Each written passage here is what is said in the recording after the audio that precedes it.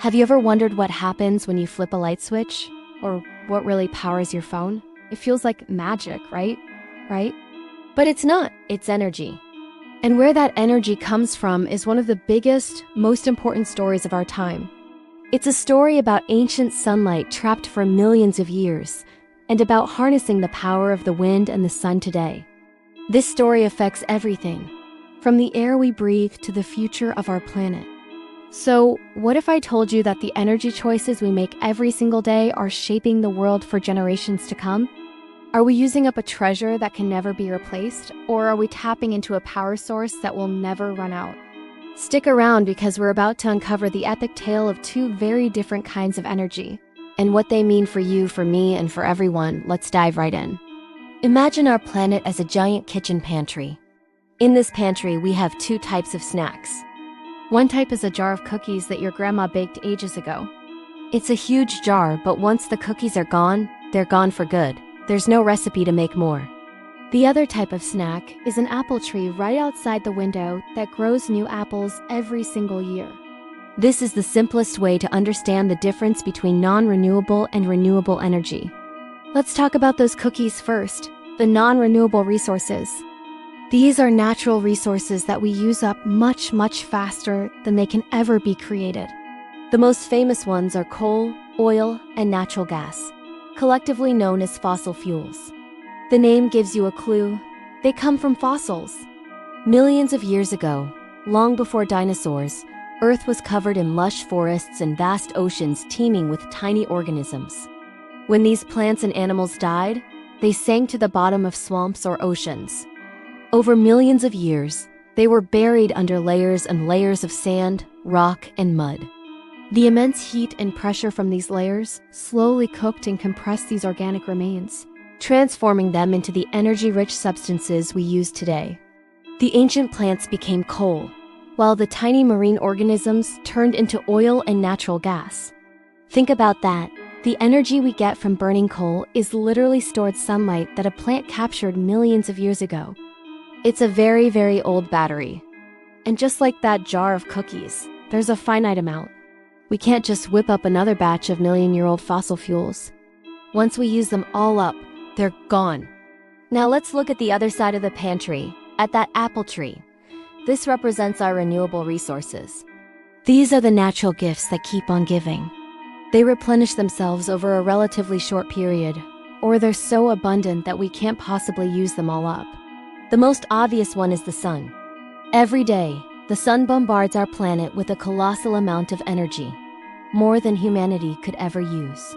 We capture this with solar panels, which convert sunlight directly into electricity. It's clean, it's quiet, and as long as the sun is shining, we have a power source. Then there's the wind. You can't see it, but you can see what it does. Wind is created by the uneven heating of the Earth's surface by the sun. As warm air rises and cool air sinks, it creates movement, and we can capture this kinetic energy with giant wind turbines. It's basically a modern, high-tech windmill. Every time the wind blows, there's potential for power. Another powerful renewable resource is water or hydropower. For centuries, humans have used the force of flowing rivers to turn wheels and grind grain. Today, we do it on a massive scale with hydroelectric dams. A dam holds back a huge amount of water in a reservoir. When the water is released, it flows through turbines, spinning them and generating electricity. As long as rain and snow fall to replenish the rivers, hydroelectric power is a reliable source of energy. And we can't forget geothermal energy. This is heat from the Earth itself. Deep beneath our feet, the planet's core is incredibly hot. In some places, this heat comes close to the surface, heating up underground water to create steam. We can drill down and pipe that steam up to the surface to spin turbines and generate electricity.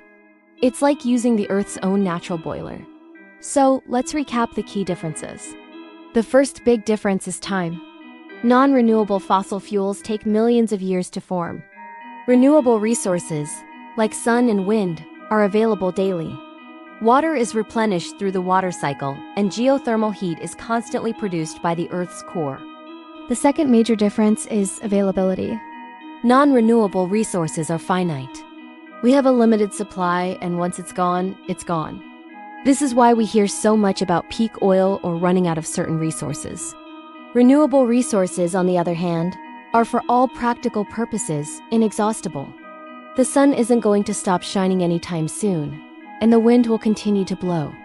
The third, and perhaps most crucial difference, is their impact on our environment. When we burn fossil fuels like coal and oil to generate electricity or power our cars, they release gases into the atmosphere, most notably carbon dioxide.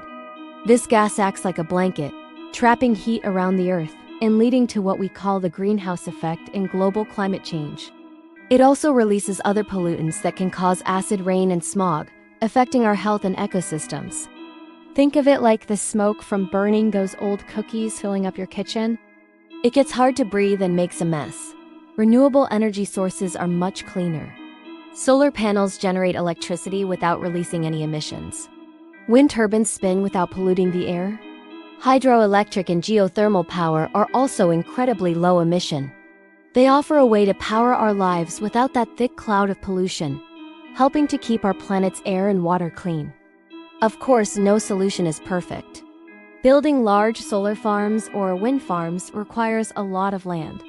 Hydroelectric dams can change river ecosystems and displace communities. Even geothermal energy has its challenges. But the key is that these technologies are constantly improving, becoming more efficient and less impactful every year. Scientists and engineers are working tirelessly to find better ways to store energy from the sun and wind for when it's less dark or calm, and to minimize the environmental footprint of all renewable technologies. So, the next time you plug in your phone or turn on a light, take a moment to think about where that power comes from. Is it from a finite resource, a piece of ancient history that we're burning through?